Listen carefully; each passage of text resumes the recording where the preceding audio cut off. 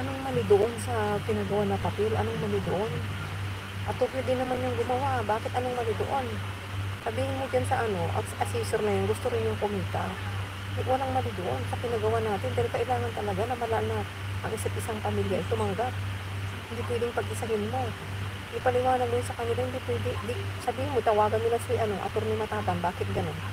Si Attorney Mataban mismo ang nagsabi niya na kailangan para hindi makahabol ang mga kapatid ng tatay niya. Kailangan na sa isang papel na meron silang pipirmahan.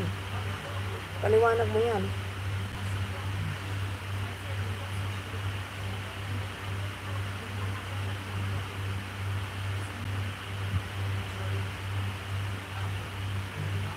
Ngayon, kung yan ang problema nila, kung gusto nilang pag-isahin pala, kung gusto ng assessor na yan, na iisang papel na lang, walang hirap nun. Dilagay sa isang papel.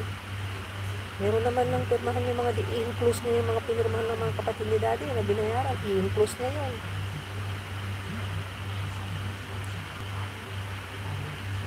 Kasi hindi na pwedeng ipadala na naman sa kanila yung papel na yan na gagaling dyan sa assessor. Papadala mo na naman sa kanila, hihingi na naman yung mga yan. O, hindi mo alam kung ibabalik pa nilang papel.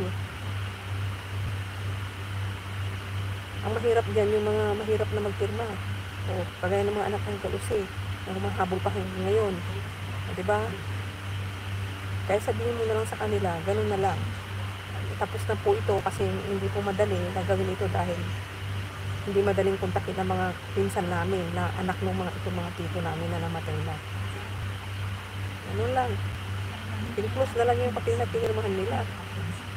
Sabihin mo sa kanila, ano pong dabis na magagawa dito, hindi na po namin pwedeng puntahan sila uli kasi hindi na naman sila ng pampaya dahil ganun, sabihin mo, ayaw na namin silang mag-istorbo dahil yung mga yan, mga pinsan namin, di namin, ang mga lugar nila, magkakaibang lugar nila. And beside, yung pagpapadala sa kanilang papel, hindi namin sila kung babalik pa sa amin yan.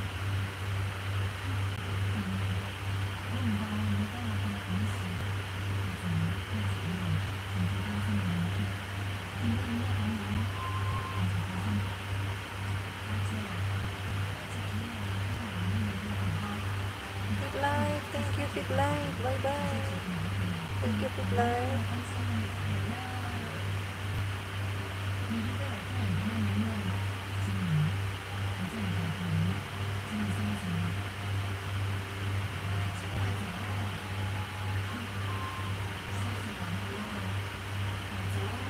Stress.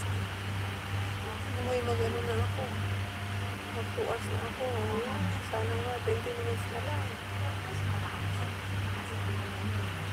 20 minutes na lang. Magtuas na ako.